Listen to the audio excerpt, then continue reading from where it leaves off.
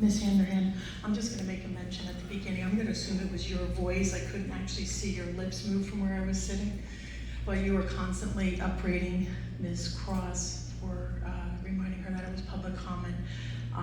She was making public comment, and you constantly interrupting her struck me as a bit juvenile.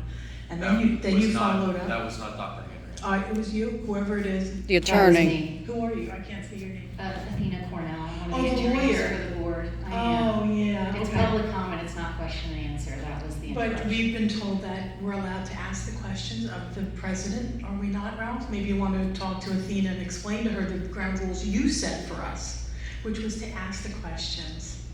And that people would get back to us. If they didn't now, they would get back to us later. So Ms. Cornell, please be advised that we were told to ask questions up here, and I'm going to ask one right now.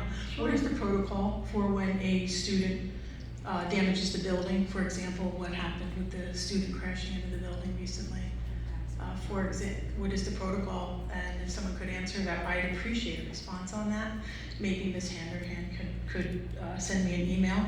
And was there drug testing conducted on the child that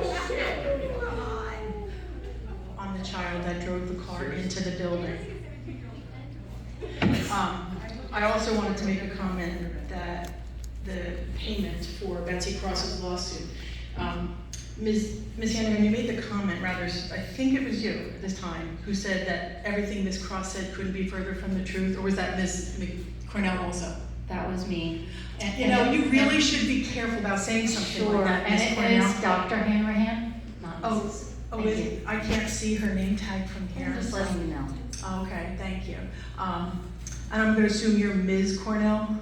You're not Doctor. I am Ms. Cornell. Okay. Thank you.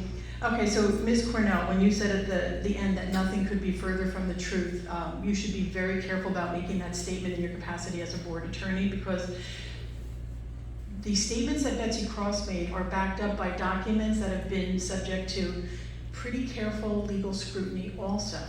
And she has spoken the truth here over and over again. That's why I get up to let people know that the documents have been looked at and there is in fact a problem.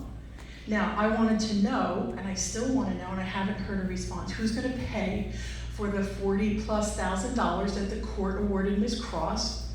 I was present for the hearings. I was on the Zoom links. I made my arrangements to listen in, and I know that the law firm and Brian Smythe and the board looked like bleeping idiots. And now there's a $40,000 bill, which is hardly ever awarded in Superior Court on OPRA claims, because there has to be a finding of willful withholding. It can't just be a simple little error, because the judge doesn't assign legal fees for simple little errors. It simply corrects the OPRA and corrects what took place. So you can grimace all you want. I'm very well aware of OPRA lawsuits, as are you, Ms. Cornell, but it is very rare to see a person Kathleen, you're muted. $40,000. Her mic is muted. People are saying they can't hear it. I don't know. They're saying they The can't. mic is muted. That's I don't what- know. I don't know. Whoever's running the electric show over there. I think the law firm of McKeever should pay for it.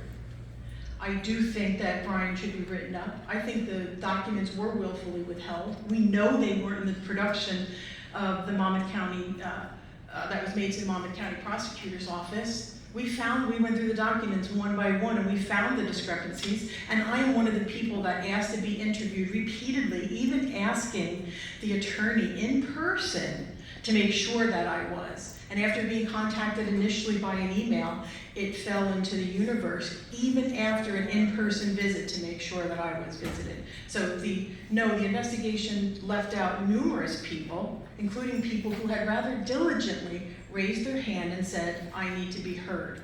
I have facts you may want to hear. I have questions that really should be answered.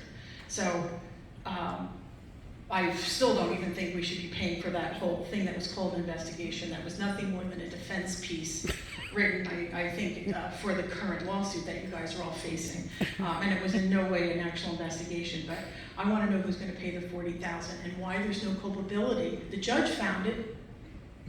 And Ms. Cornell, you can spin it any way you want, but I know those fees aren't shifted to a school board. The judge knows what they're doing.